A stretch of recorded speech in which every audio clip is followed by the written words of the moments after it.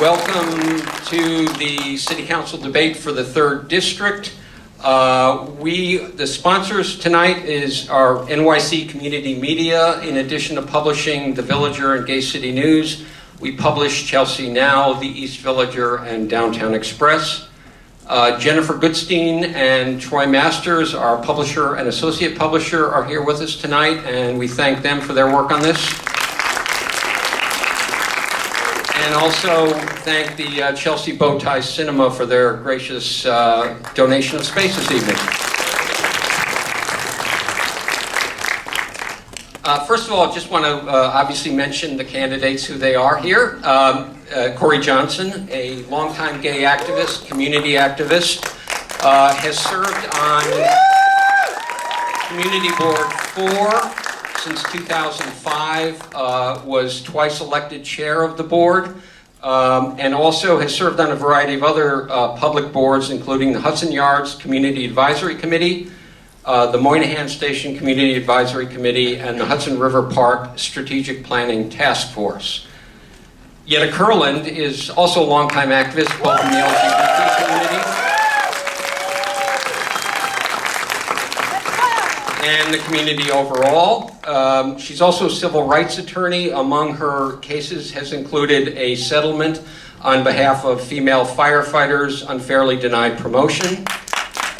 And she was a candidate for this seat 4 years ago and finished with about a third of the vote, challenging the incumbent. Her activism has included issues including St. Vincent's Hospital, Hurricane Sandy relief, and also marriage equality in New York.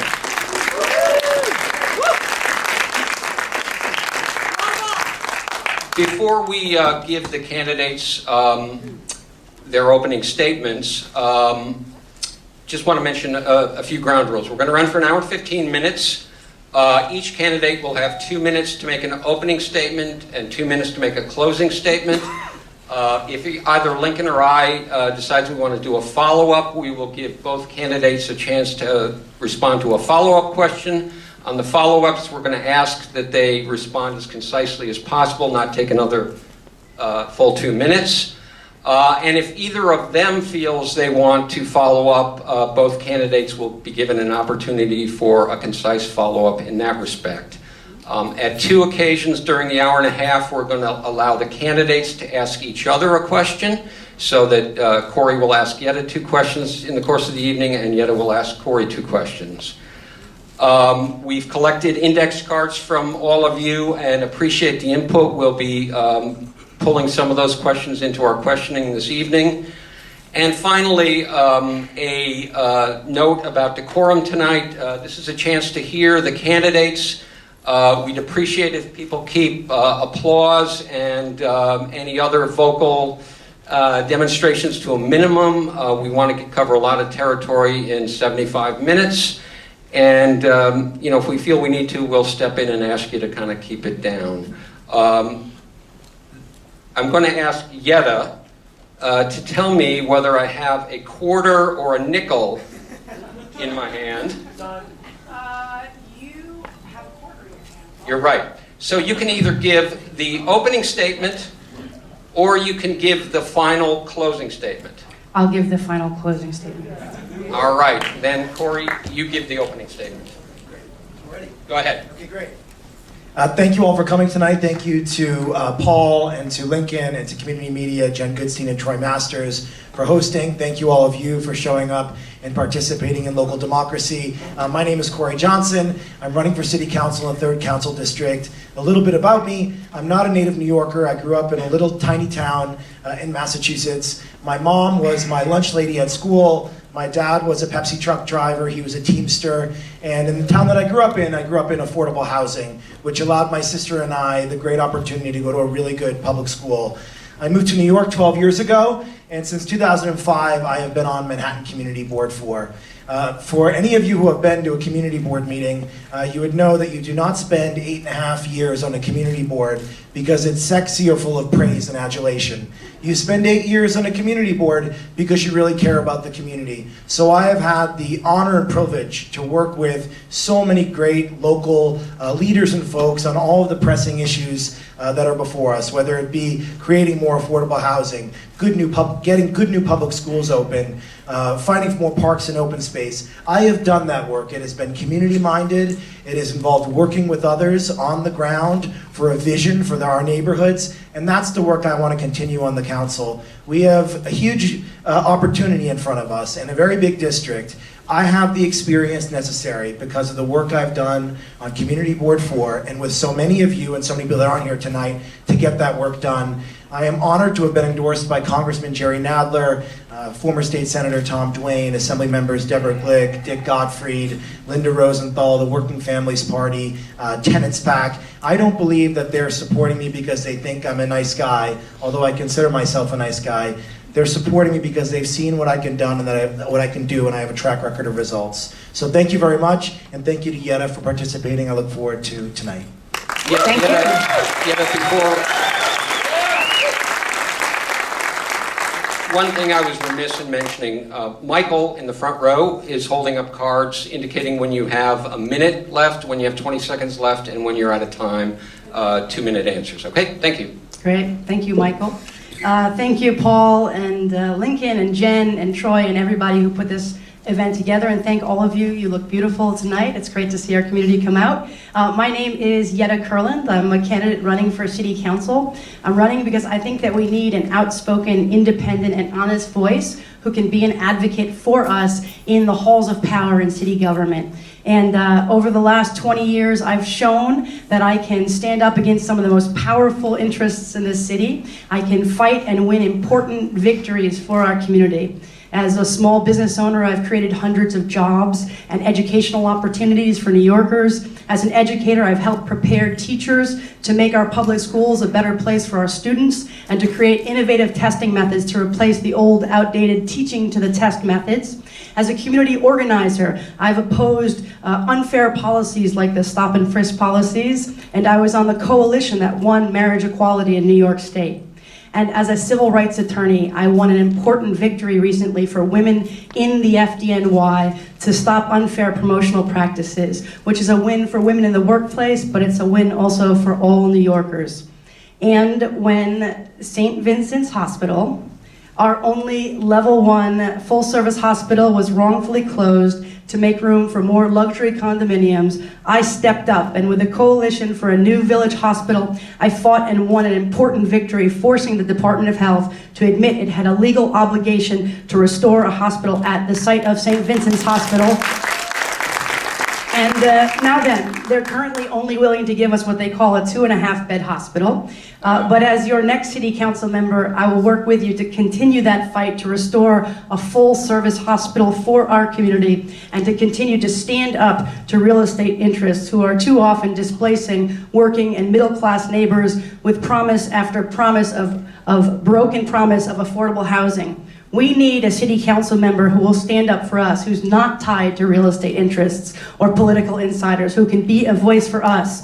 I seek to be a true public servant for our community. You've seen me over the last 20 years, and I will continue to do that. My name is Yetta Kurland. I'd be proud to stand up for you in the city council.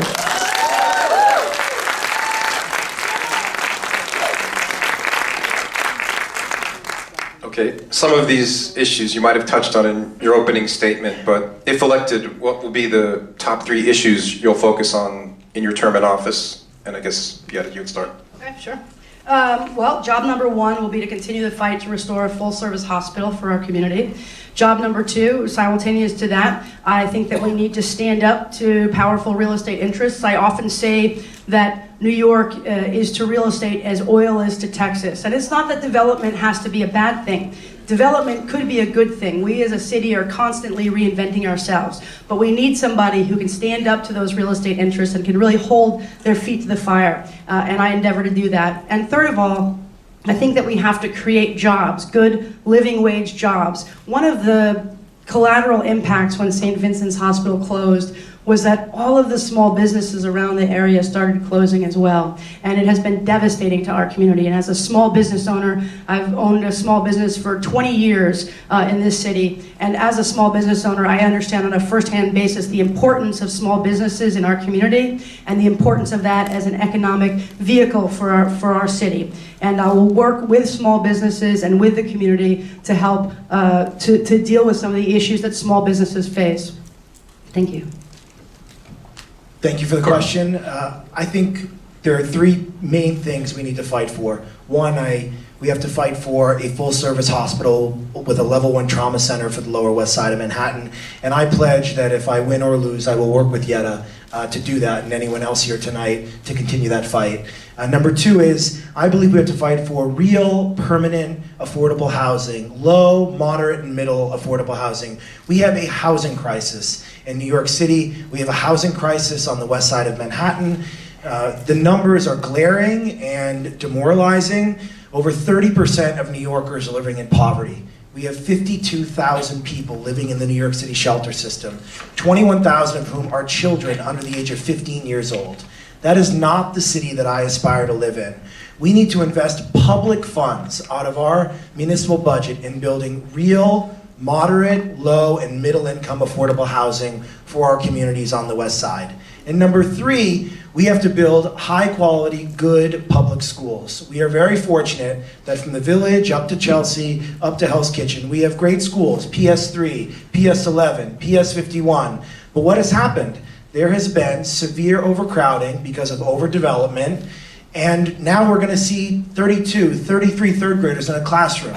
The kids don't deserve it, the teachers don't deserve it, the principals don't deserve it. We have to build more high quality schools, and we have to fight back against reckless overdevelopment. I stood up against the Chelsea Market expansion. I stood up against the NYU land grab in the middle of Greenwich Village, and I testified against the Rudin plan at St. Vincent's. We have to make sure that anything that is done is community minded. That's what I'll do in the city council. In the last 15 years, the city has made impressive gains in terms of treatment of people with HIV and AIDS. Longevity has improved dramatically. We continue to see very high transmission rates of HIV, particularly among young men, particularly of young gay men of color, but Chelsea remains one of the 3 or 4 neighborhoods in the city with the highest rates of infection. What specific new initiatives do you think are needed to step up the effort on prevention? Corey? Well, it's a deeply personal question in many ways. I am HIV positive. I've been HIV positive for 9 years. And, you know, it's an issue that is not talked about enough. And it's an issue that deserves a conversation in our city. Because, as you mentioned, transmission rates are through the roof. And they're through the roof in many communities across the city, but as you said, here in Chelsea and in Hell's Kitchen, they are much higher than in other places. So what do we need to do? Excuse me. First of all, I believe we have to destigmatize talking about HIV. And we have to allow people who are HIV positive to feel okay saying they're HIV positive, because I think until we destigmatize being HIV positive, we're not going to have an honest conversation about what needs to be done with regard to prevention efforts. Number two is there has been too much reliance upon trying to treat people, and this needs to happen after they have already seroconverted and who have HIV or AIDS. But the money needs to be invested from the federal, city, and state governments on real prevention efforts. And part of that means a comprehensive sexual education program in New York City schools, talking about it openly and honestly with young people, letting them know what the consequences are about getting HIV and other sexually transmitted diseases. And so I think one is, let's talk about it openly, which I'm glad we're doing tonight. Number two is, let's have a comprehensive sex ed program in New York City schools with condom distribution. And number three is, let's invest in prevention efforts and not spend all of the money that's given to us. We have to take care of people with HIV and AIDS, but let's also put a significant amount of funds into preventing people from actually seroconverting. Those are things that I would do, and I fully support the 30% rent cap that's been discussed in Albany, and I would go to Albany and testify on behalf of that and fight for that. I have gone to Albany and lobbied for the 30% rent cap. I've also been very involved fighting for HASA for All, which was a bill that would allow more folks, before they actually develop more serious aspects of HIV and AIDS, to be able to get housing in New York City. And as a city council member, I would work to reintroduce that bill. Also, I think that as a civil rights attorney, I've been able to advocate for people who are living with HIV and AIDS and who too often are mistreated and, in fact, discriminated in the workplace. So I've had clients who I've represented who are HIV positive, who were actually mistreated in the workplace and actually wrongfully terminated. And our firm was able to represent them to recover lost wages. So I'll continue to be an advocate to make sure that people are treated fairly. And I also think that we have to have a commitment to putting this as a priority for funding. And too often during this administration, we see cuts to funding services for HIV and AIDS. And we have to think about this in a long-term, bigger picture. In my mind, showing compassion, showing responsibility, and advocating for everybody within our community actually is not only the right thing to do, but it also saves money over the long term. If you think about the collateral costs to avoiding dealing with issues related to people's health. And finally, I don't need to remind you that St. Vincent's Hospital was the ground where, nurses and doctors were treating HIV and AIDS at St. Vincent's before anywhere else, when other hospitals were turning people away and afraid to treat them. And we lost so much with the closing of St. Vincent's Hospital, an intricate network, a web of medical knowledge that we lost, and we need to really commit to restoring hospital services so that we can begin to rebuild that network of knowledge for this community, as Paul said, which is so, there are so many folks living with HIV and AIDS in Chelsea, the West Village, and Hell's Kitchen. Thank you. Yeah, I just want to jump in with a one follow-up and give you a chance, Corey, also to comment. Yetta, do you share Corey's view that funding has shifted too much toward treatment at the expense of prevention? I mean, do you accept that analysis? Oh, I think that we need to increase funding overall. I think that obviously prevention is important.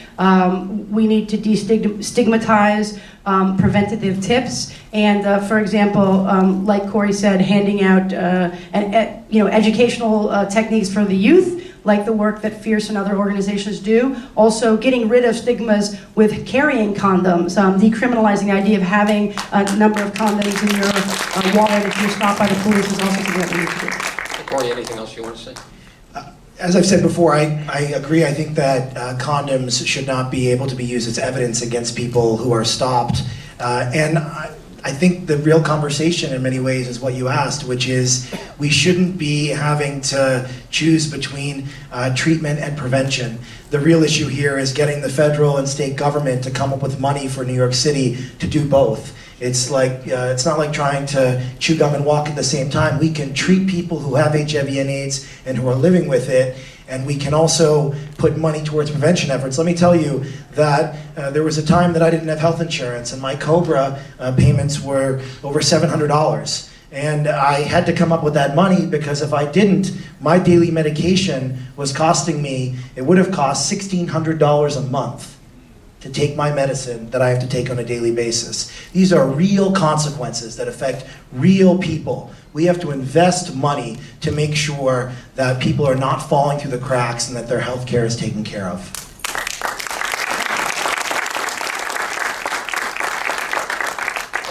Christine Quinn, the woman who currently holds a seat, has been a 14-year city council member for the 3rd District.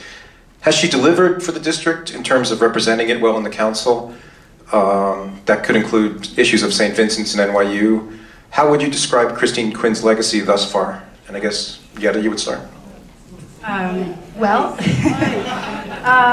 mean, I opposed the extension of term limits, as you know, in 2009. Actually, before that, I gotten involved in electoral politics because I was an attorney working with the New York City chapter of the National Lawyers Guild, volunteering while people were getting wrongfully arrested during the Republican National Convention. And it was a heartbreaking experience for me, and I thought that I wanted to do more. So I threw my hat into what was supposed to be an open seat. And about a year and a half into it, Speaker Quinn and Mayor Bloomberg extended the term limits. And it was something that I disagreed with, and so I stayed in the race. I ran a very respectful campaign, and like I think Paul said, we got a third of the vote in a three-way race. And I think that my role has been, as a civil rights attorney and as a community organizer, to stand up to things when I disagree with them. I think that we can disagree with elected officials in a positive way, in a way that's beneficial for the community, and out of that disagreement, actually something better comes. It raises the bar. We don't all have to agree on the same issues. And so, for example, I also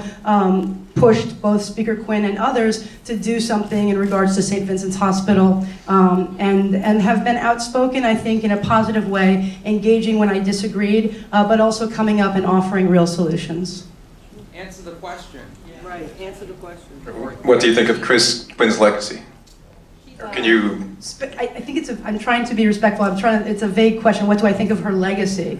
In terms of what in specific? How has she represented the district? I mean, I think you could argue, and this I think is the same in this race. There's two philosophies. One is a bottom-up philosophy, and one is a top-down philosophy. I think I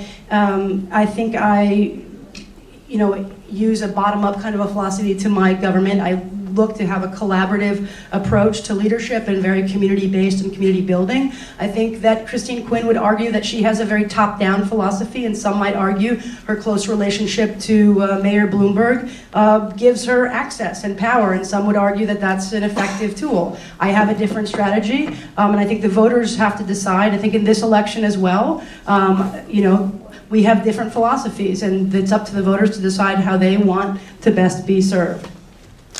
Corey, do you want me to repeat the question, or do you mind? Yes, please. Okay, Christine Quinn has represented the district for 14 years. Has she delivered for the district in terms of representing it well in the council? How about issues like St. Vincent's and NYU? How would you describe her legacy, or how has she represented the district thus far? I think 14 years is a long time for someone to be representing a district. And I think that in 14 years, it's hard to sum up in one word. I can tell you a few things. I think that there have been some good things that the city council has done under her tenure as speaker, and there have been some things that I have vehemently disagreed with. As I said in my opening, I, as chair of Community Board 4, a board that has a significant overlap in her council district, this council district, I stood up and opposed the Chelsea Market expansion, and I did so under tremendous pressure. And I believe I'm the only one on stage tonight that actually took a public position and spoke against the Chelsea Market expansion, which was a big issue in this community. I testified against the Rudin plan at the city council. I spoke out against the NYU land grab in Greenwich Village. So I have stood up. I was a supporter of the original living wage bill before it was changed, and I was a supporter of the paid sick leave bill before it was changed. So I have not been afraid to stand up when I believe in something. There have also been some good things. There have been tenant protections that were strengthened in the past 10 years under the city council. And there have been new schools that have opened as well. So I think that, it's hard to say. I have taken my position on 8.5 years on these issues, and I will continue to stand up and speak out when I think it's right. May I rebut that? Okay. First of all, I don't know what Corey's specific positions were in votes, but every single one of the upzoning development plans, including Chelsea Market and everything else, has been approved by the board that Corey Johnson chairs. So I don't know what his specific vote is. Every single one of the upzoning plans has been approved. Second of all, I've opposed reckless development, and I've stood up to some of the most powerful special interests, including real estate interests in this community. For Corey to say that he opposed St. Vincent's closure by testifying at a community board, which was at a hearing in City Council, which was 2.5 years after the hospital closed, I think that we really want to see people standing up before that. Shut up! Let's let the candidates talk. Let's let the candidates duke it out themselves. I'll leave it at that. We'll address the issue. So let me say, I think that Yetta and I, on some issues, have both stood up and spoken out. I publicly stood up and opposed the Chelsea Market expansion. It was a big deal in this community. There were dozens of meetings for 2 years. If you want to criticize me for what you believe was inadequacy around St. Vincent's, you weren't there on Chelsea Market. And I was at every single one of those meetings. With regard to St. Vincent's itself, let me say, Yetta, you did a great job. And I will work with you if I'm elected, and if not elected, I will work with you. But I was at Our Lady of Pompeii Church when there were community meetings. I was at the Fulton Center Auditorium when there were community meetings. I wasn't up front leading it, you were. And you did great work. But I think to try to hurtfully say, a lot of people did a lot of work. A lot of people pitched in. A lot of people worked hard. And I think we should stop blaming people for not doing enough. That's not the way for us to move forward. Can I? May I? We'll have one more round on this. I think that, first of all, I've routinely acknowledged the work that everyone has done. We were able to organize a coalition for a new village hospital of over 8,000 people, community members, community organizations, nurses that are here tonight, doctors, healthcare workers. It's only because of this community that we were able to win the important victory to force the Department of Health to recognize its obligation to restore a hospital at the site of St. Vincent's, first of all. Second of all, I think the concern is that, Corey, you put out, and I'm glad that you're acknowledging what you said tonight, because I think the concern from people in the community is that you put out an official campaign mailer that said that you were taking leadership and, in fact, rallying the community against the closure of St. Vincent's. Now then, I am not faulting you for doing or not doing whatever you did, but I think the other issue here is that we need representatives who are going to be honest and open and transparent. I have been. Okay, And I have been throughout this campaign. Let me say this. 1199, the Healthcare Workers Union, which represented, I believe, over 2,000 people that worked at St. Vincent's Hospital, have endorsed my campaign. And I think they have a great interest in the future of St. Vincent's. I want to talk about the future. I want to talk about us working together. And I will continue to pledge to you tonight that regardless of who wins this race, I will work with you, I will work with anyone in this community to continue to fight for a hospital on the Lower West Side. I think that's what this needs to be about. I want this race to be a race based on the issues and all of us working together. And you have my solemn pledge that regardless of what the results are in 15 days, I will work with you and whoever else to continue to fight for a full-service hospital on the Lower West Side. Sounds like a deal. I look forward to it. Thank you. I want to do a follow-up on Lincoln's question, try to peel the skin back on the Quinn legacy in a different way. And I was going to ask y'all if you have a pick in the mayor's race, but when we ask people to fill out blue cards, I feel I do have a certain practically obligation to read this question. And this will go to Corey first. What do you think of Gay City News' support of Christine Quinn instead of they're supporting a progressive candidate?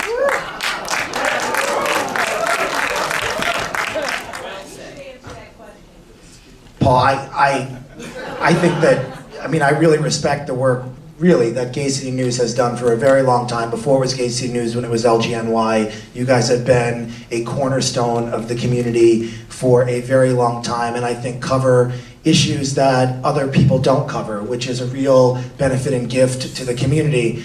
I think, I'm not a journalist, and I've never had to try to discern these things in that type of way. I will tell you that I think there are things to criticize, and I think there are things to praise. I don't think you can categorize anyone in one way.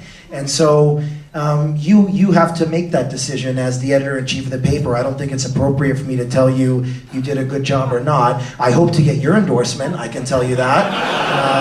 And that's I all was really saying. hoping for your view on Quinn and not us, but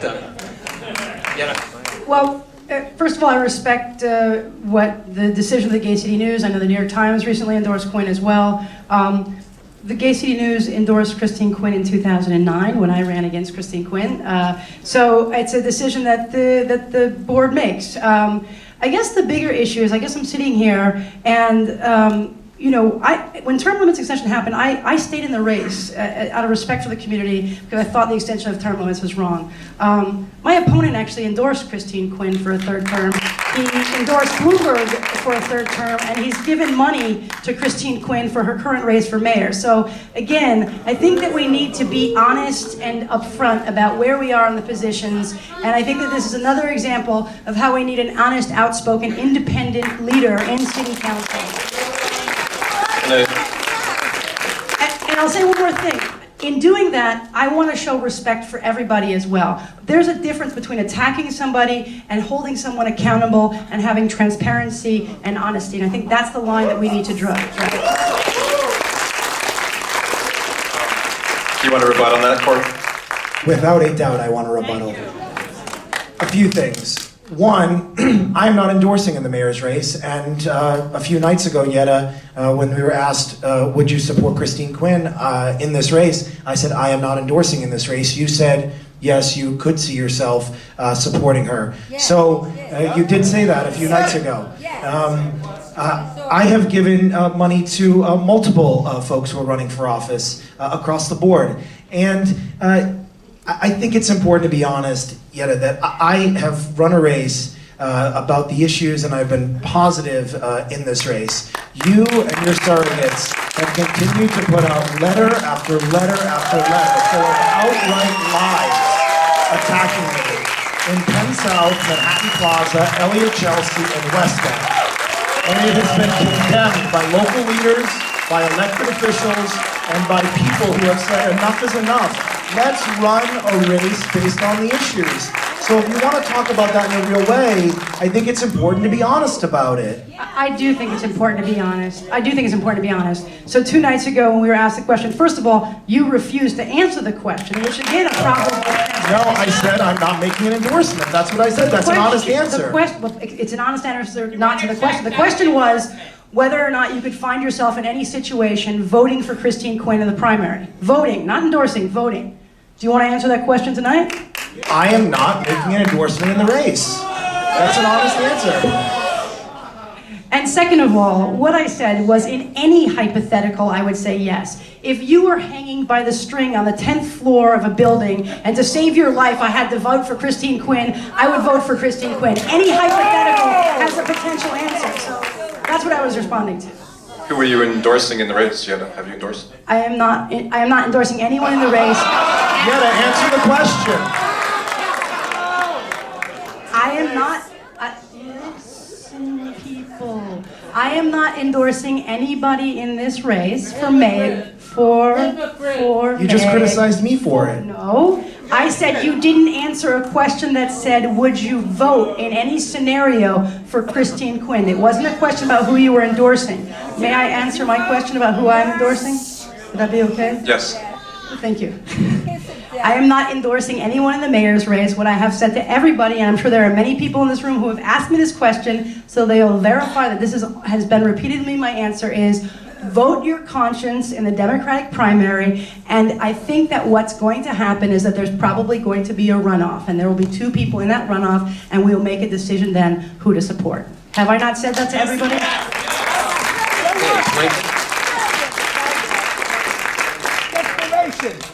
Okay, when you're on the city council, who's ever elected, you'll have to work with other officials, hopefully, to get things done. Can you give some examples of collaborative ways you have worked with elected officials on issues, whatever they may be, in the past? Who gets the first question? Sure. Yeah. Yes, I said earlier, I was on the coalition that won marriage equality in New York State, working with Governor Cuomo, Danny O'Donnell, a number of other elected officials, as well as marriage equality and other organizations. I've been endorsed by a number of elected officials, including Johnson Rodriguez. Johnson Rodriguez is a council member. He is the only council member who's endorsed in this race. I have worked closely with other council members who are friends of mine, who have been clients of mine as a civil rights attorney. All of this indicates that I would be able to work very closely and collegially with the body in City Council. And I will continue to be somebody who stands up for our community to do that. I actually see a community-based coalition building and collaborative efforts as very positive and something that I can bring to those collegial relationships in City Council to problem solve and to really deliver for our community with my community. I think it's an incredibly important question. So much of being able to deliver in a 51-member body, and that's the size of the City Council, is being able to work with your colleagues, work with other local elected officials, work with the community, work with community boards, work with community organizations, work with PTAs, work with tenant associations. I have done that for 8.5 years on Manhattan Community Board 4. And the reason why I've never worked for an elected official, I don't come out of a Democratic club. The reason why Jerry Nadler and Deborah Glick and Tom Duane and so many others are supporting me, as I said at the beginning, is not because they think I'm a nice guy, but because they've actually seen my work. They've seen me work with PTAs on getting more funding in schools. They've seen me work with local folks to get more affordable housing. They've seen me fight for more parks and open space. They've seen me do that work for 8.5 years. I have already done it. And I will continue to do that on the council. And I think, you said at the beginning, Yetta, that you don't want someone who's part of the, I'm forgetting the word, political Special interest. No, that's not the one you said. Real estate interest. Political class. Political insiders. Political insiders. I don't think people consider who considers Jerry Nadler a political insider? People consider him a progressive elected official who has fought for us in Washington. And Yetta, let's be clear, you sought out all these endorsements. You met with them and asked them to support you. May I respond? You lost. You didn't get one. And so you asked for their support. They didn't support you, and now you rail against them as political insiders. It's disingenuous. Okay, Yetta. First of all, I have been endorsed by a number of elected officials. I've been endorsed by former Mayor David Dinkins, by Betsy Gamba, by Freddie Correa, Johnson Rodriguez, Senator Eric Adams, and the list goes on. But here's the issue. The issue is none of these elected officials, who we all both respect, are going to come with us to City Hall. It's going to be us who's going to be your voice in City Council. So the real question here that you're going to be tasked with when you go to the polls, is it your job as members of this community to elect the person who the political insiders and the special interests are going to feel most comfortable working with, or is it your job to elect the person that you know will be your voice even when the chips are down and the special interests are lined up against you behind closed doors, and you need to know who's going to stand up for you? In your heart of all hearts, who do you think has the commitment, the compassion, the courage, and the record to stand up for you?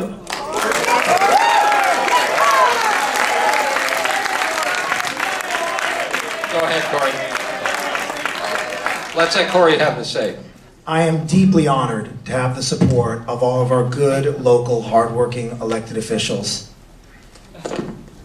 I don't think a lot of people don't consider them political insiders, and you sought their endorsement. Not a single local elected official has endorsed you, and I think that says something. And also, the endorsements that I'm most proud of are the ones from local PTA presidents, local block association heads, local tenant association presidents. George Kaminsky, the president of the West Beth Residents Council, is supporting me. Morris Benjamin, the president of the co-op at Penn South, is supporting me. Tom Gautieri, the tenant association president at Manhattan Plaza, is supporting me. They're supporting me because they've seen the work that I can do in the community. Juan Brea and Catherine Crosby, the co-presidents of the PTA at PS11, are supporting me. Nick Gottlieb, the PTA president at PS3 in the Village, is supporting me. So these people are not political insiders. They are local folks who live and work and raise their children in the community. And they are supporting me because they have seen the work that I have done. They have seen me work with people to actually achieve things. So stop distorting who I am. Let's have an honest discussion based on the issues. And let's stop using these generalized terms to paint people a certain way. I haven't done it to you. Corey, you're imagining something. You're imagining something that doesn't exist. I've never called Nick Gottlieb a political insider. What I am saying is that the beautiful thing about democracy is that a community gets to decide who should represent them. And when people go to the polls, what they have to ask themselves, you talk about a record of 8 years sitting on the community board, you talk about affordable housing that you've won. Let's talk about that affordable housing. I don't know if that's going to be an additional question specifically. Well, it may be, but you'll have Okay. a say and then Corey. So again, when you listen to Corey talk about being a fighter for affordable housing, he talks a good game, right? But what he's talking about is Mayor Bloomberg's plan. It's the new market plan for housing, okay? And when you think, it absolutely is.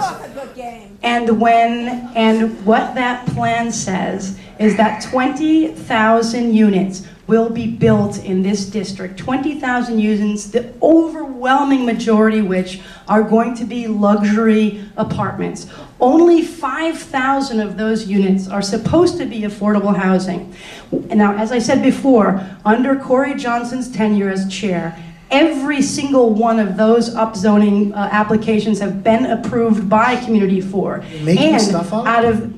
Out of the 5,000 units that were supposed to be built, only 16% of those units have actually been built. And then when you look at those units that have been built, the overwhelming majority of them are not affordable. Is that the type of affordable housing that you want? No. Okay. As a tenants' rights attorney, I have fought genuinely to protect affordable housing. I've represented individuals like Penny down the street from me, who had a landlord who was trying to evict her and others so that they could turn her building into more luxury condominiums. I stood up for her in court. She's still living in a rent-stabilized apartment. I've represented folks who are in rent-controlled, rent-stabilized, and SRO apartments. I've helped to protect SROs and low-income housing in this city and in this district, and as the next city council member. So what do we do about this? Your time's up. We got to move on. I'd love to talk about my plan of what to do. We can go back to affordable housing later. Before I get to the specifics of what you just talked about, and I don't have a clue what you're referring to, because I haven't talked about what you said. Hold on, let me finish, Yetta. I know where I come from and I know who I am. I grew up in public housing. My mom was my lunch lady, my dad was a Pepsi truck driver, and I have never made a lot of money. I live in a 300 square foot studio apartment on West 15th Street. If we want to have an open house after the debate tonight, we can, but we can only fit 4 people at a time in my apartment if you want to come see what a real estate executive's apartment looks like. So stop miscategorizing what I've done and who I am. Let me tell you what I have talked about. I have said that the prime example of what we should have of affordable housing in this district are places like Westbeth, Penn South, and Manhattan Plaza. Places that are mixed income affordable housing, low, moderate, and middle. And what the city should do, and I said this the other night in our debate, the city should stop relying upon the 421A program, a state program, which is the 80/20 program. Stop relying upon these state and federal programs. The city should invest public dollars in building real affordable housing, like Penn South, like Westbeth, like Manhattan Plaza. That is what we should do on affordable housing, and that is what I would advocate for in the city council. Except that's not what happened in the community board, which approved the Hudson Yards. Also, you boasted, wait, if I may, you boasted about creating more affordable housing for artists, saying that you had created 100 units of affordable housing for artists in Midtown, when in reality, you had taken those 100 units of Section 8 from Manhattan Plaza, transferred them to this new facility, and then reduced those numbers, so we actually are losing a sum total of 12 units of affordable housing, not winning any. We've lost more affordable housing in the last 10 years than we've ever lost. We lose on average 10,000 units of affordable housing in decontrol alone every single year. We are not moving forward, and we are massively upzoning this neighborhood, displacing middle and lower income New Yorkers under this administration. Okay, Corey has the last word on this. We're going to move on after that. Yet there's one organization that endorses in the political process in New York City and New York State, and that is Tenants PAC. And Tenants PAC overwhelmingly endorsed my candidacy because they've seen the work that I have done on affordable housing in this district. I think that says something. When it comes to Manhattan Plaza, you are 100% wrong. That is not factually correct. I'll send you the link to the article, Corey. Okay, Corey's going to finish and... The units at Manhattan Plaza that were transferred were Section 8 units that were no longer being used as Section 8. And what we did was we kept Section 8 units, which stayed affordable for people in the community. There were Mitchell Lama units that were at a higher income bracket at Manhattan Plaza. We created 139 new affordable housing units at 29th Street and 10th Avenue. Those are the facts. Ask the Manhattan Plaza Policy Committee, ask Congressman Nadler's office, and you can call Secretary Donovan, the head of HUD, because he was involved with it. Those are the facts. Okay, we're going to move on. I have a follow-up question on the last one. In terms of the endorsements, Yetta, do you feel the fact that you haven't gotten endorsements is because you did run against Chris Quinn 4 years ago and your activism on St. Vincent's Hospital? Well, I definitely think that I've ruffled feathers by standing up for the community and running against Christine Quinn.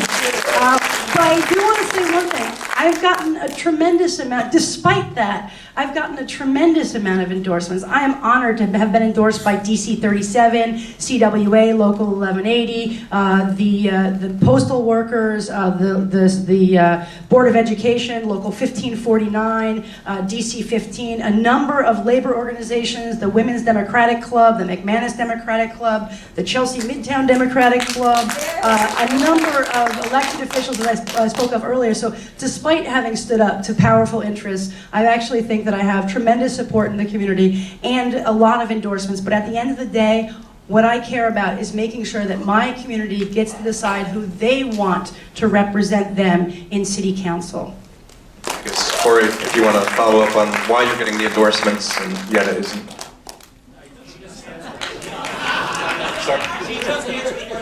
Yeah, no, I think Yetta has received endorsements, and she's received endorsements from good people, and she should be honored to have those endorsements. I am honored for the endorsements that I've received as well, and as I've said, they've been from good, hardworking, local progressive elected officials, as well as the Working Families Party, the United Federation of Teachers, 32BJ, who represents doorman, janitors, and window washers, 1199, the Healthcare Workers Union, the Hotel Trades Council, Tenants PAC, the New York League of Conservation Voters, the communication workers, and the list goes on. This isn't about endorsements, I agree. That's not what this race is about. This race is about who has delivered on behalf of the community consistently, who has been involved in all the issues that matter, whether it be affordable housing, parks and open space, getting new schools built, working with community organizations. And the reason why I think I'm getting all of these endorsements, not from these elected officials and labor unions, but again, block association heads, PTA presidents. The president of the Chelsea Council of Block Associations, Bill Borak, has supported me. Kathleen Treat, the head of the Hell's Kitchen Neighborhood Association, has supported me. And it's because I've worked with them day in and day out. And on many of the issues, it's not sexy. It's getting a tree planted in a tree pit when someone on a block needs it. It's getting speed bumps installed on a street near a school when they say we need to slow down traffic.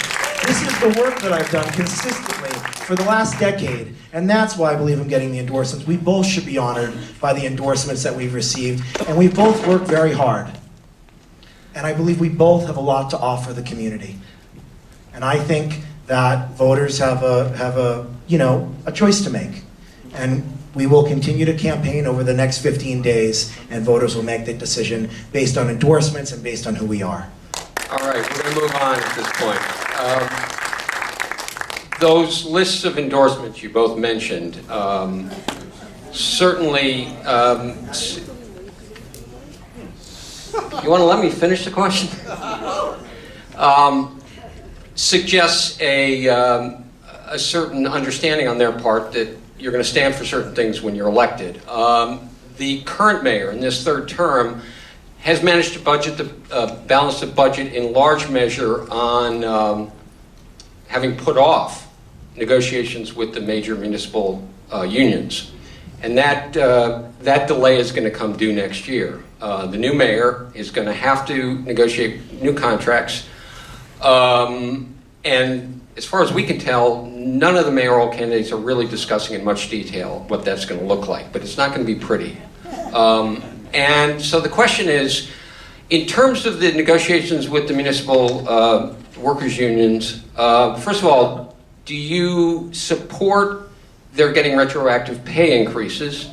And alternatively, do you support them stepping up and paying a portion of their healthcare costs going forward? And if you don't support sort of putting a squeeze on costs in one of those areas, where else in the city budget do you think we can get some savings in order to continue balancing the budget as is required each June 30th? Yetta? Well, first of all, I do absolutely support workers who have worked for fair wages to be paid fair wages.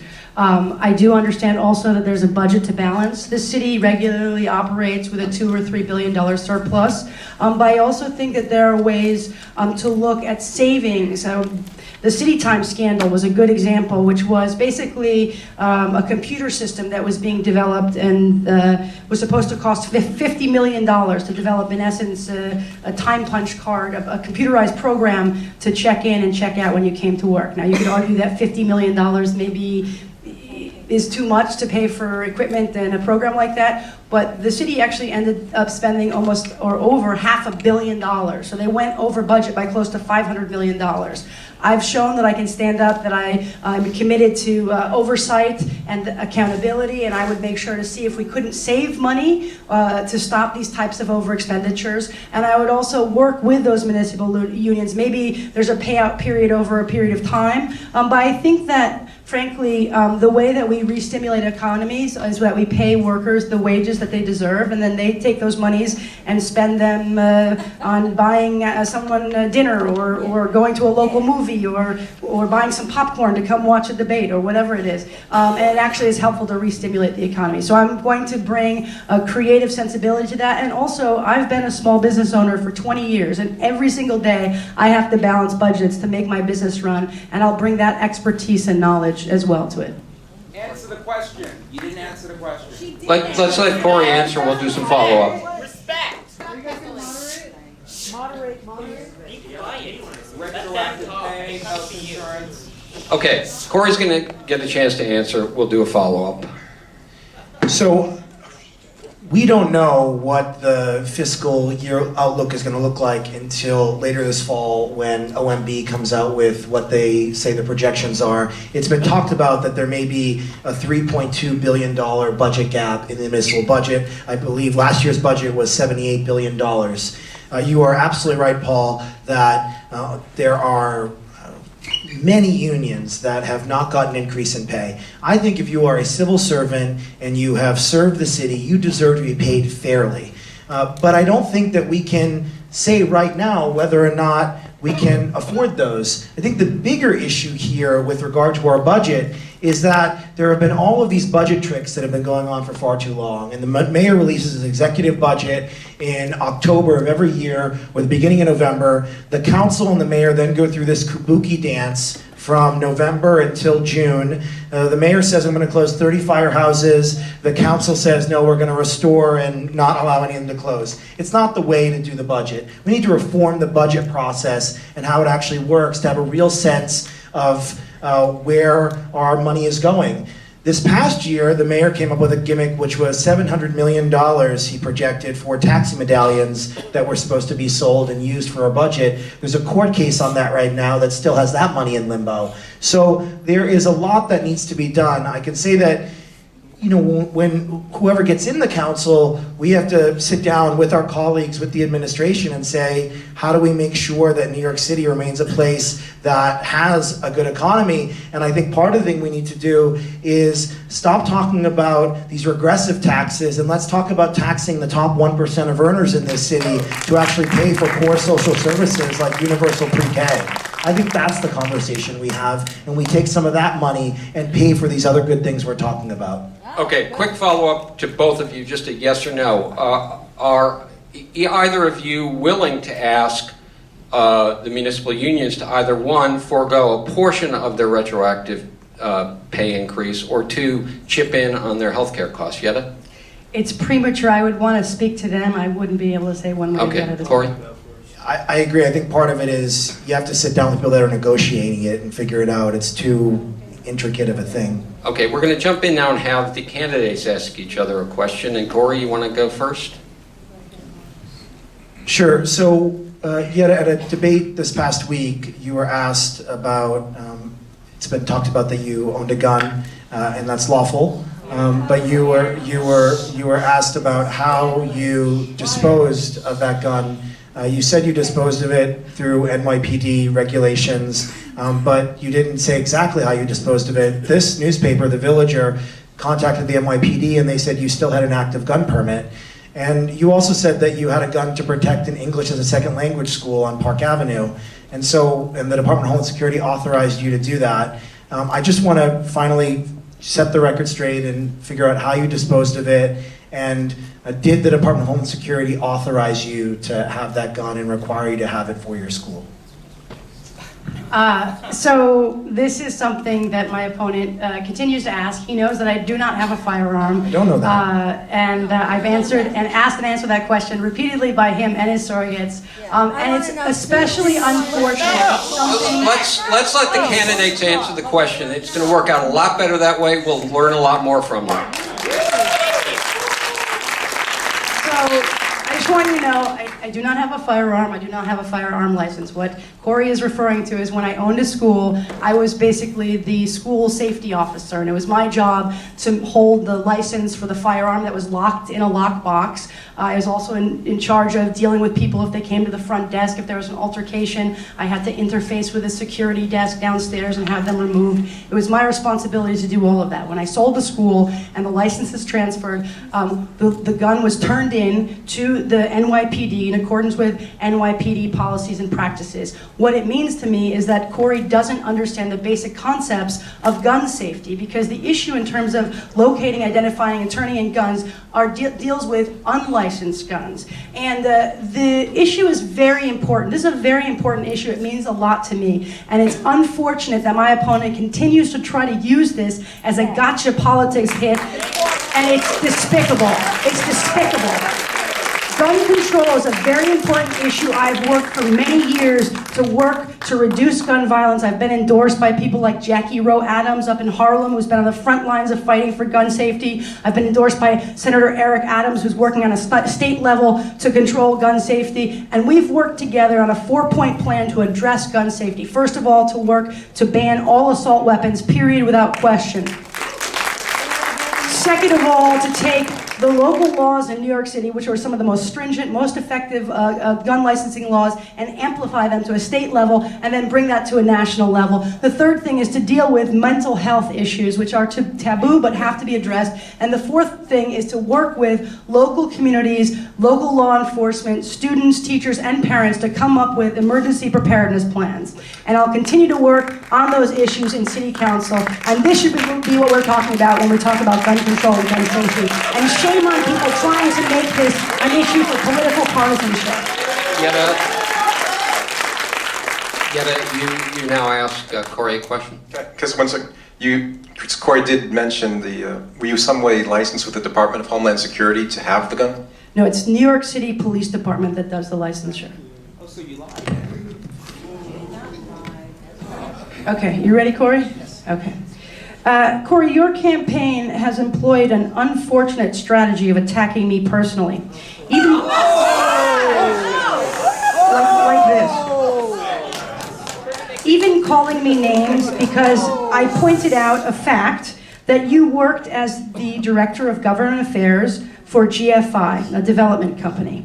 This is a big billion-dollar company. They have been sued for discrimination by President Obama's Justice Department. You claim you are not ashamed of this job, but if so, why did you ask the Gay Center to remove your work bio from their website just a few weeks ago? First of all, the premise of your question is completely off. I have never attacked you, Yetta, not once. And I continue to say that we should run a positive campaign based on the issues that matter in the community. You have unfortunately taken a job that I had and used that to distort who I am and what I've stood for. I've had a varied work history. I've worked on progressive political campaigns. I worked at the Democratic National Committee. I worked at the Retail Department Store Workers Union. I worked at the Gay and Lesbian Alliance Against Defamation. And I did work at GFI. And I've talked about that publicly and what I've done there. You continue to say that I'm a real estate developer, I'm tied to real estate interests. It is simply not true. I make $52,000 a year. I live in a 300 square foot studio apartment. I grew up in public housing. My father was a truck driver, a Teamster. So you can continue to try to mischaracterize who I am and where I come from. It's not accurate. The piece that you are referring to was done by a blog, City Council Watch, which continues to say untrue things about me. There was something on a website that was outdated about my work history, and I said that it wasn't a current version of where I work. That is the honest answer. But why did you go out of your way to ask the Gay Center? We're going to move on. Really, thank you. Thank you. Moving on to education, it's an important thing for the district, obviously, and one of the major issues. In your view, what are the education needs of the district? Where do you see school seats being needed or other programs being needed? How would you address these issues? And in the Villagers area, we have 75 Morton Street, which is a middle school taking formation. And how about that NYU school on the super block that seems to be under a tight deadline now of 1 year to STA to make a decision on that. So in general, schools issues, and who will start this one?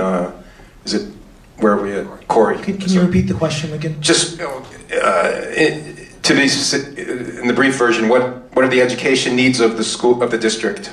And do you have any thoughts on 75 Morton Street and the NYU school on the superblocks specifically?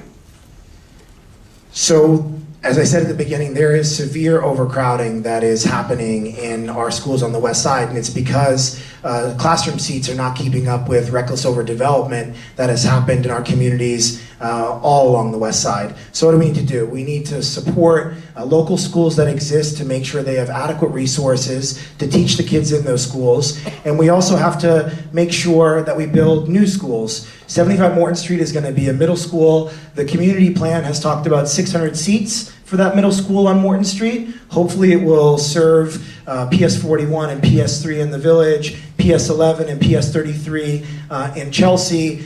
And it has been a community plan. PS3 and PS41 have really spearheaded an incredible plan. And Keen Berger, who is a Democratic district leader in the Village, has done a tremendous amount of work on this, as has Community Board too. I'm very excited about 75 Morton Street. PS51 on 45th Street in Hell's Kitchen is getting a brand new school facility in 2 weeks when school opens. And it's because of the work we did on the community board. We almost doubled the capacity of the school. But there is still overcrowding. We have to keep fighting for new public schools. We have the Foundling site that's going to open up at 16th Street and 6th Avenue. And hopefully when PS51, the Foundling site, 75 Morton come online, it will hopefully start to ease the overcrowding that exists right now and helps reduce class sizes. I will continue to fight for that if I'm on the city council. How about the NYU Superblock school? How do you see that one? Well, I guess it's a semi-good thing that came out of the proposal. I still think that the NYU plan was a terribly flawed and bad plan, and that we'll see what happens with that school and what NYU actually does. I think there are still major community concerns about the facility that NYU has talked about, and so I'm still unsure about what's going to happen on that site, but the other schools I feel really confident about. Yeah. Sure. Education is very important to me. I'm an educator. I was able to become educated through the public schools. Only because of the educational opportunity programs that were around, I was able to complete a bachelor's degree in women's studies, a master's degree in U.S. Asian studies, and to complete my law degree at Brooklyn Law School. I think education is another way to move towards social justice. It's very near and dear to my heart. I also founded an alternative language and culture resource center. Based on that, I was invited to teach as an adjunct professor at NYU, where I taught a graduate course to prepare teachers to teach in the New York City public school systems English as a second language. And I think that we really need, of course, the issue of overcrowding is very serious for our community, and the problems that happen with overdevelopment impact us on every level, education being one of them. It's great to see the Morton School. We need to make sure the NY School happens, the Foundling School happens, but what we need to do, maybe I can back into the question, the answer about housing and affordable housing and development, is that one of the things that I'd like to see to make sure that development happens in a sustainable and responsible way is to have inclusionary zoning so that we are required to have affordable housing every time a development comes up, and we are required to make sure that there's public schools also as part of that. Do you want to follow up, Mark? Yeah, I just want to say that's what we've done on Community Board 4. We have done inclusionary housing to incentivize affordable housing being built. And I think inclusionary zoning is a good thing, but I don't think it's the answer. I think the answer is actually taking public city funds and building real mixed income affordable housing. Inclusionary zoning does give us some units, but it is not the answer. The answer is actually taking part of our budget and building real affordable housing that works for folks. And I have been doing that, which is why Tenants PAC and the Working Families Party and so many affordable housing advocates have endorsed my campaign.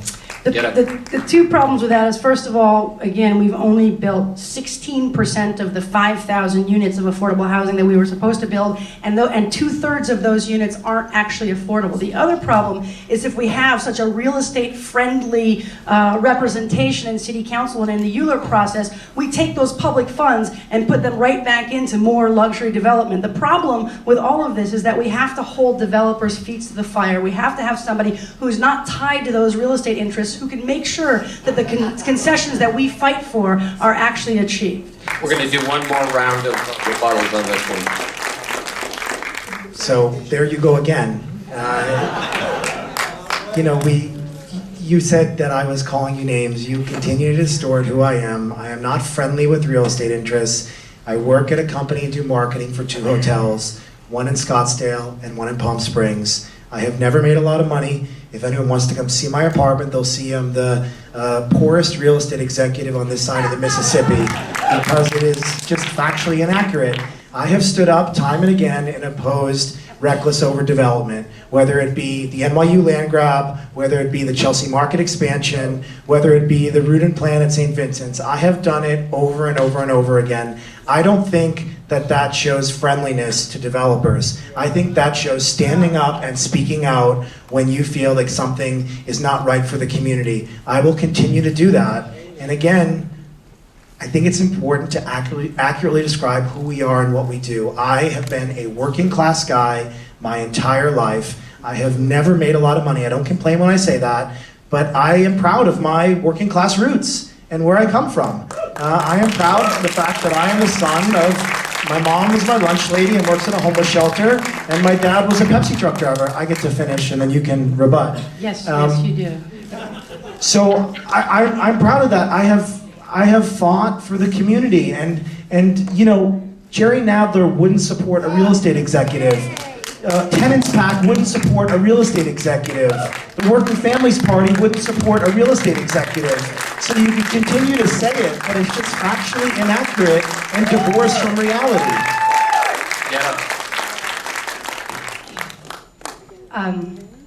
So the Seidel Group, where you work, is an offshoot of GFI Development No, it's not. Corporation. That's run factually by inaccurate. It's not. Tell the truth, The Yetta. owner of Seidel wasn't one of the directors at GFI? It's not an offshoot. There is someone that worked at both, but it's not an offshoot Okay. at all. We're- It's a totally factually inaccurate. And what do I do there? I do marketing for 2 May I hotels. finish? Corey, let Yetta, you get, Thank wind up you. your thought. Thank you. Again, whether you make, I know that you said you make $52,000 part-time working for Seidel, whether you make $52,000, $520,000, whatever it is, you worked as the director of government affairs for GFI Development. At the one of the prior forums we were at, You stood up and said that you created 26% affordable housing in an upzoning project at 470 Vanderbilt, and we went to 470 Vanderbilt. There's no affordable housing, there's no residential housing there whatsoever, and also, every single upzone plan that has gone through your community board while you were chair has been approved. This is not the vision for affordable housing. It is not an affordable housing crisis. We are in an affordable housing emergency, and we need to be able to stand up to these types of interests. You're each going to get 30 seconds to finish this up. Go ahead. Number one, the community board is not a dictatorship. I don't decide what the board does. I stood up and I said that I was against it and I fought against it, and you can talk to the people in the community, Leslie Doyle, Justin Hoy, Bill Borak, folks who I partnered with against development. Director of Government Affairs, yes, I did community outreach to the NYPD, to the Business Improvement District, to local elected officials. And on the affordable housing you're talking about, you can go back and look at the tape. I did not say that it was built. I said that there was an agreement and there was a restrictive declaration in place so that if it gets built, there will be an affordable housing component to it. Okay. That is what I said. Okay, Yetta, you get 30. It's not what you said, and frankly, it is a breach of public trust to keep playing these word games. And if your argument,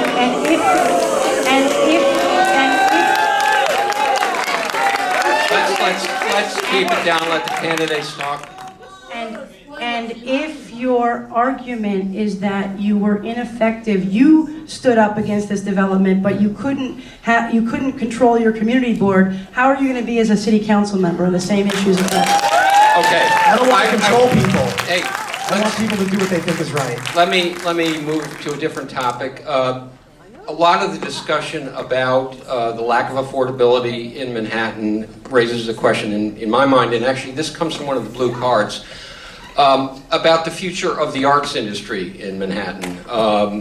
You know, I dare say many of the tourists who come here in the tens of millions every year come here for the arts, and yet you always hear about small performance venues having to move out to Bushwick. About dance companies that can't find rehearsal space, obviously about performance arts people not being able to live in Manhattan.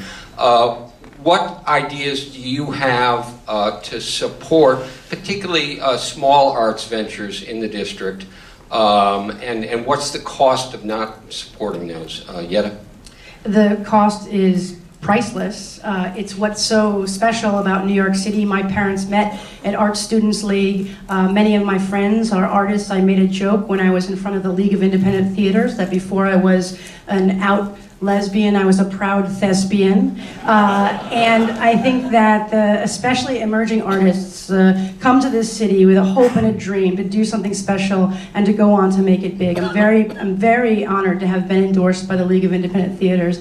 I am going to work hard, as we talked about, and I talked about earlier, investing in small businesses. I see ideas like putting together incubation programs to invest in the arts and emerging artists. So one of the things I'd like to work with Litany to do, they put together a great plan, I think 8 points and a planks of what they'd like to do. The first thing I'd like to do in office is to commission an economic impact study to look at the way that arts impacts us financially. We talk about re-stimulating New York City. The arts are hundreds of millions of dollars, if not billions of dollars of industry every year. It's not just the artists performing at the venues, and we've lost too many of those venues. It's the folks who go out to dinner before, they take a cab, maybe they stay at a hotel. And if we can put that into dollars and cents, we can start to show New York City in a real meaningful way the economic impact and importance of the arts. I look forward to doing that, and I think we could achieve that within the first year of my tenure as a city council member. It's an incredibly important issue for the entire city and also for this district. This district is home to tens of thousands of artists. More small independent theaters existed in this district than anywhere else in New York City, and probably still do, but have closed. If you look at the Zipper Theater, the Belt Theater, all of these great places that were such an important part of the community closed because of the cost. So what do we need to do? We need to make sure that anything that moves forward through the public approval process, through ULURP or anything else, is done in a way where we actually try to get art space out of it, a small theater space. At Hudson Yards, we're getting what's called a culture shed, and there are good things and bad things about it. But one good thing about it is that there is going to be a space there for community theater groups to use, local theater groups, off-Broadway and off-Broadway groups. Those are things we need to do. We also have to make sure that we build more housing for artists. New York City is losing a tremendous amount of people who are saying, I can't make it here anymore. I simply can't survive in New York. And so they're leaving, and they're going to places like Rochester and Detroit and other places because there's a vibrant art scene there. There are going to be air rights that are going to be sold. It's going to happen. I think we have to be very, very careful how it happens. It can only happen in certain places. It can't happen anywhere along the park. So it could happen just east of the park at Pier 76. It could happen just east of the park at Pier 40. And we have to make sure that when those air rights are sold, that it goes through the public approval process, the ULURP process, in a way that actually works. That is one check we have on it, and and whoever the council member is has to make sure that whatever is done with that development when those air rights are sold, it's done in a community-minded, community-focused way. All right. We've interviewed some other new LGBT candidates across the city, and with you two, one of the things that they've all mentioned is a concept that's been used a lot out in Brooklyn and up in East Harlem, and that's participatory budgeting. And it sounds great. Can each of you speak to how you would actually make that work and why that would be an important addition to what you're doing for your constituents? Corey? Sure. So participatory budgeting, for folks that don't know, is a way to include local residents, communities, tenant associations, PTAs, into actually being part of the budget process in New York City. As I said before, we have a $78 billion budget, and it's a way to say, you, the citizens of New York, should decide how some of those funds get spent. So in other districts, I believe 7 council members right now have implemented participatory budgeting. Melissa Mark Viverito, Brad Lander, and other folks. And what it does is it says that you get to come up with ideas on where the money should go, that you know better than elected officials. You know where there needs to be a park improvement. You know where there needs to be more investment in the community, whether it be at a school or at a senior center. And you come to the council member and to the community and say, let's all vote on this together. It's a process, it's in line with whatever the budget cycle is, and then it ends right when the budget's being adopted. I am fully supportive of participatory budgeting. I think it's incredibly exciting. I look forward to doing it when I'm in the council, and I think it's going to be a great thing for the people in this district because it's going to get people more involved in government. It's going to actually get people to understand the process, participate in it, and say this is how our money should be spent. It's very exciting, and in the communities where it's taken place, people have raved about it, and other council members are trying to get more folks to sign on board to actually do it. I also think that part of our $78 billion budget should actually be held and allocated just for participatory budgeting. That currently isn't the case. Council members take part of their funds and put it towards participatory budgeting. I think the full city budget itself should have a chunk of it that's dedicated to participatory budgeting. Yeah, I think participatory budgeting is a great experiment. I would fully support it. I would employ it in this 3rd city council district. One of the things that I want to do as a city council member also, I see constituency services as an important part of what we do as elected officials. And as I said earlier, I seek to be a true public servant. I want to have a district office that's like a storefront. Like, I don't know if people are familiar with Gal Brewer in the 6th city council district. She has like a storefront with windows open where she's inviting people to come in. I want to do that and really involve people in a kind of community building, bottom-up, grassroots approach to government in city council. And I see participatory budgeting being a part of that. I think it does a couple of things really effectively. First of all, I think it invites people to get involved in the political process in very meaningful ways. through that democratic process, it helps us identify what the most important projects are and issues are for a community. I think it does something else that's really important for elected officials handling $78 billion of taxpayer monies. I think it reminds those elected officials that that is not their money, it's your money, and they should use it wisely.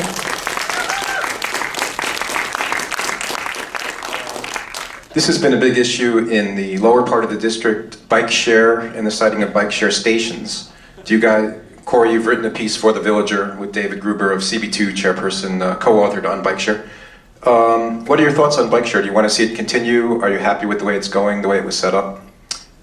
I lost track. Corey, first. Great. I think bike share is very exciting. I think it is a policy that we've seen has been used by hundreds of thousands of rides that have happened since the program took place. And I think it's good that New Yorkers are getting healthy and getting active and actually exercising in many ways. I do have some concerns, and those concerns are around enforcement. Right now on the streets of this district and around the city, people who are on bikes, both people that are using bike share or people who aren't using bike share but are cyclists, many folks are riding the wrong way, or running red lights, or riding on sidewalks, and there are a huge number of accidents, especially among children and senior citizens who are looking the right way and then a bike comes the wrong way. I think we have to make sure that enforcement takes place so that cyclists who are on the road know the rules of the road and are making sure that everyone is safe. And I have one other concern, which is the vast majority of the docking stations really worked. But there were some that didn't work. Some of them were in places that were in front of buildings that had people that needed accessoride, or an ambulance couldn't get up at one building in the village because of the docking station. We have to make sure that whenever there's a new innovative program that the city is rolling out, it's done in a community-minded way with local voices that are participating and letting the city know where it works and where it doesn't work. Overall, I think bike share is a good thing. The bigger issue is enforcement and making sure that cyclists who are on the road are respecting the rules of the road and keeping everyone safe.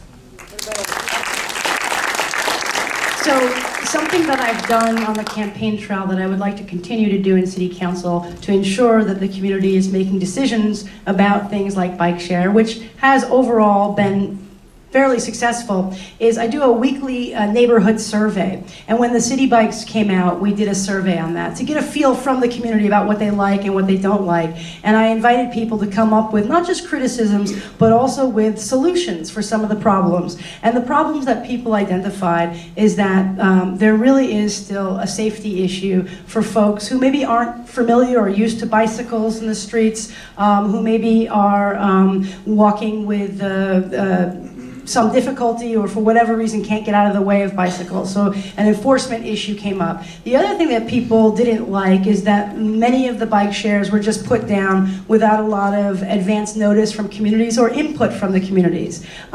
So what I was struck by is some of the creative genius that comes out of our community. There were a number of great ideas. And I'm sorry, one other concern was that as people often said it was kind of like a walking or bicycling advertisement for Citibank, right? Because it's all Citi Bike.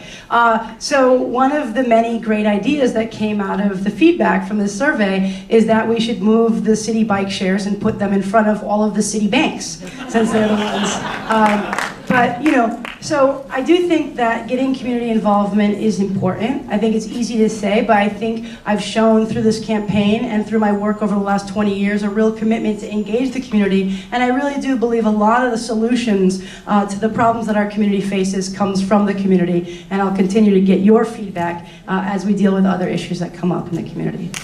Okay, we're going to go to our second round of questions between the candidates. And Yetta, you are up.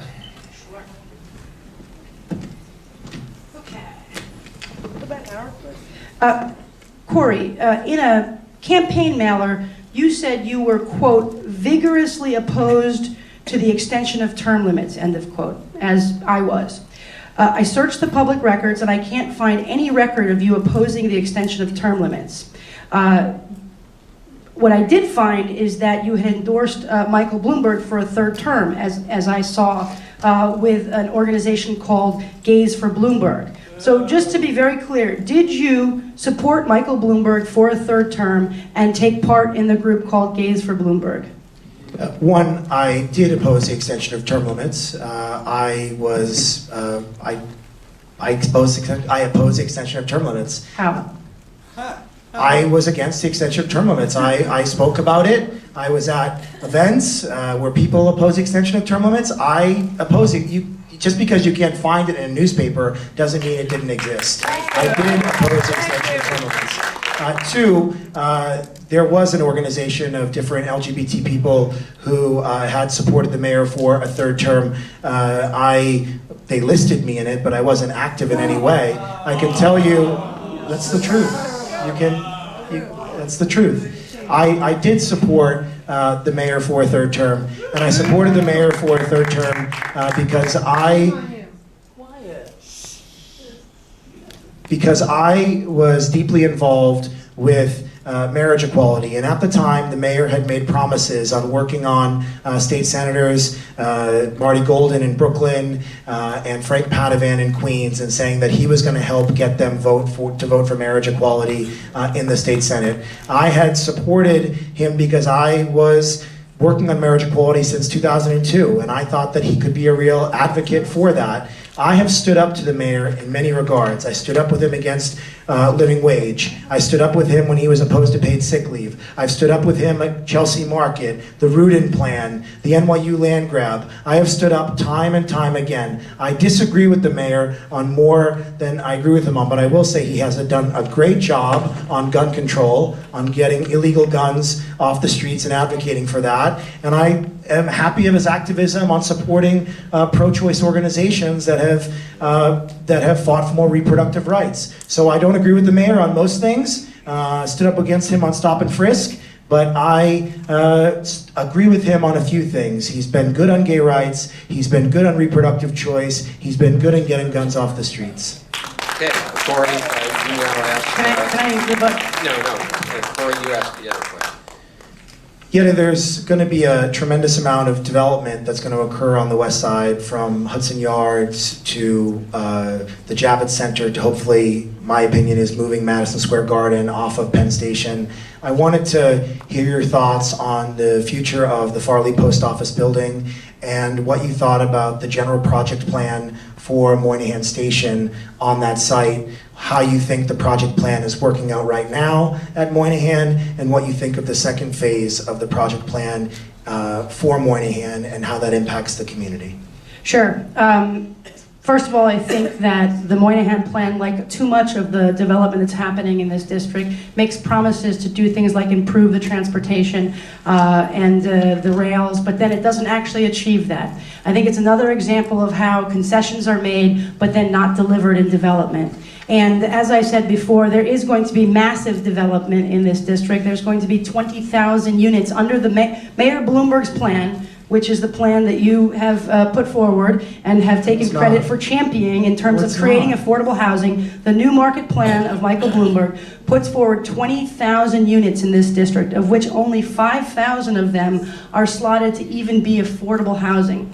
There are many problems with that. One of the first problems is that it uses the HUD median for the average median income, which is far above, higher than what the local median is for income. So what that does is then, even the 5,000 units that are supposed to be affordable, the overwhelming majority aren't even affordable for you, for us.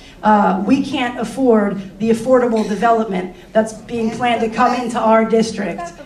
And out of that 5,000, only 16% has been created. Out of that 16%, 2/3 of that is not affordable. So I would say that the plans in place are not effective, don't create affordable housing, and don't actually recognize the concessions. Let her finish, let her finish.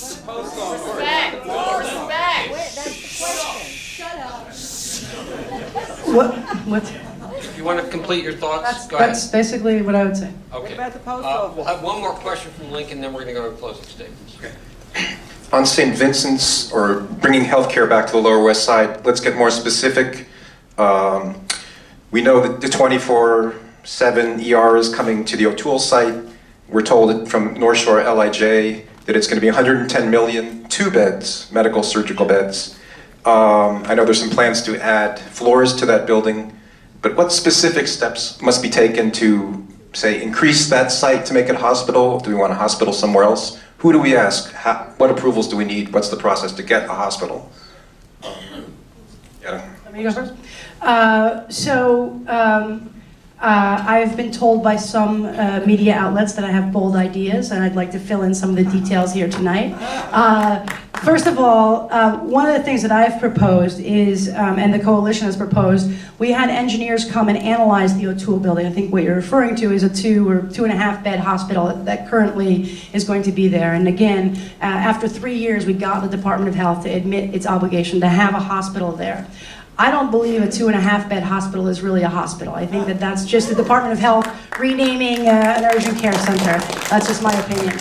So what we did is we brought in engineers to analyze the building. And what those engineers said was that they could put 4 to 6 more floors. There's currently $139 million that's being set aside to build that O'Toole building hospital center.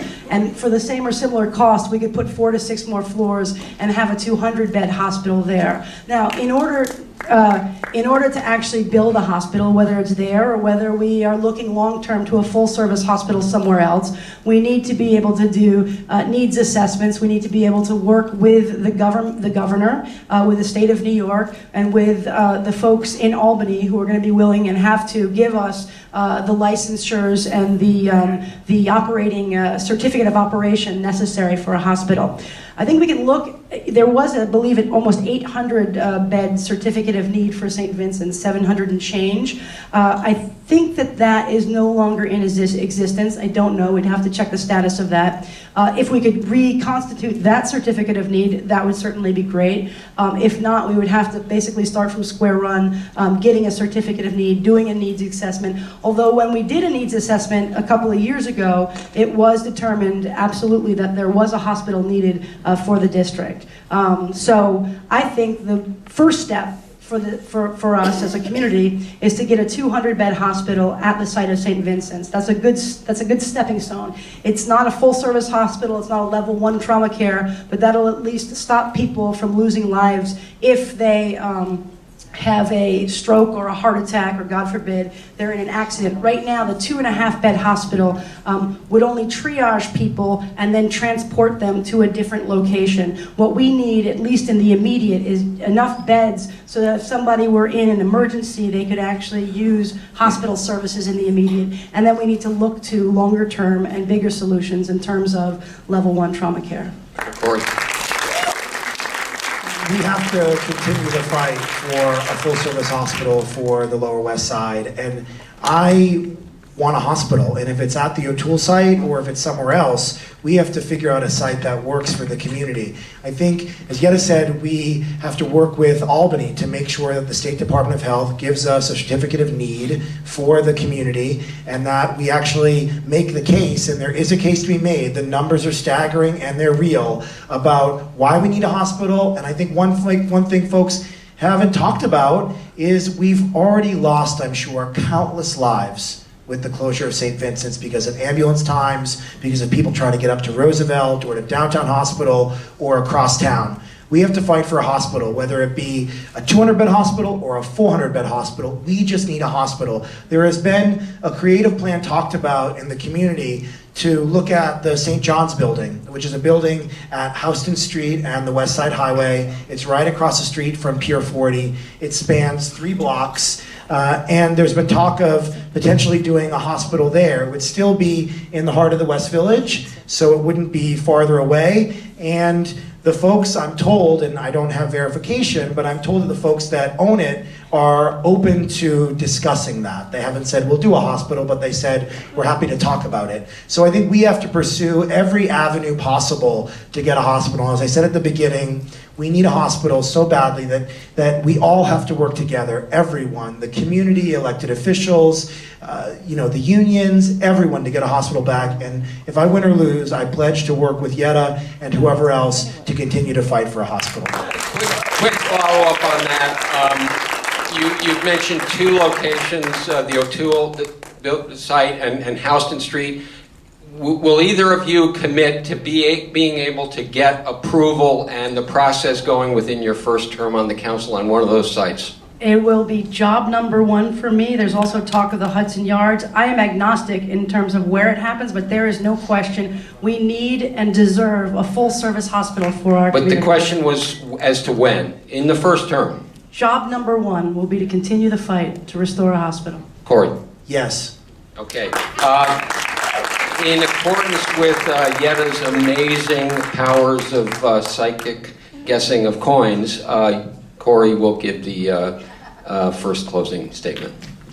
Thank you all for coming tonight. Thank you, Yetta, for being here and engaging in this local democratic tradition. Thank you to community media, Paul and Lincoln and Scott and Troy, and thank you to all of you. I am going to be a community-minded member of the City Council. I have shown that for 8.5 years on the community board. I chaired the Education Committee, I chaired the Quality of Life Committee, I chaired the Land Use Committee. I've worked with PTAs and block associations and community-based organizations to fight for more affordable housing, good public schools, more parks and open space, supporting senior centers, and being someone who was raised in a working class family, I think beyond the confines of this district itself, we need to have a real conversation in New York City about the division of wealth in our city. We need to make sure that no one is left behind. 30% of New Yorkers are living in poverty. 51,000 people in the New York City shelter system, 21,000 children. It is shameful. I want to make sure that on the City Council, I advocate for the people in this district, seniors, actors, artists, small business owners, teachers, police officers, and also for people throughout New York City who are just trying to get by. Middle-class wages have remained stagnant or have gone down. Rents have gone up. Gas prices have gone up. Grocery costs have gone up. MTA subway fares have gone up. We have to make sure that anything we do in the City Council, in writing new laws, in allocating our budget, and getting new schools built, that it's taking into account working class and middle class people who have been the heart and soul of this community for decades. That is what I will do on the City Council. I have done it for 8.5 years. I have stood up, and I can work with our local elected officials and community groups to make sure that we actually deliver on behalf of the community. I will do it, and again, I want to say that regardless of who wins or loses, I want to work together. I want everyone here to work together, and I want us to work together for the betterment of the district. Thank you very much.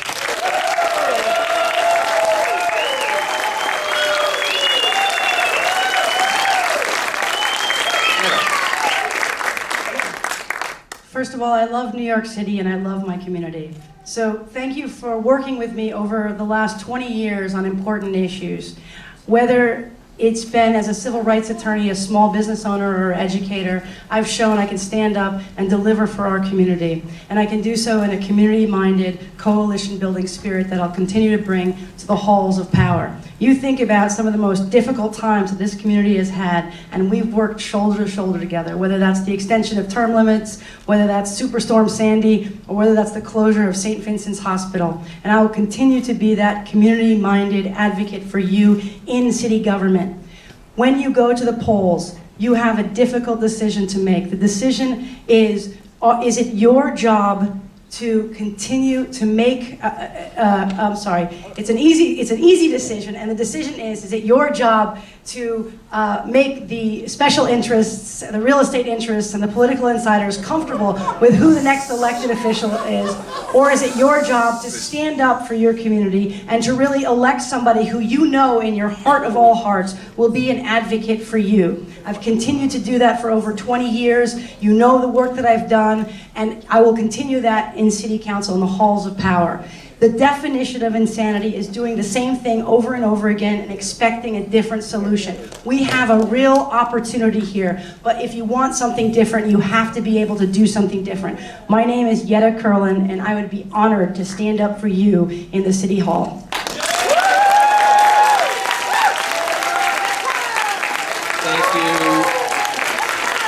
Thank you, Yetta. Thank you, Corey.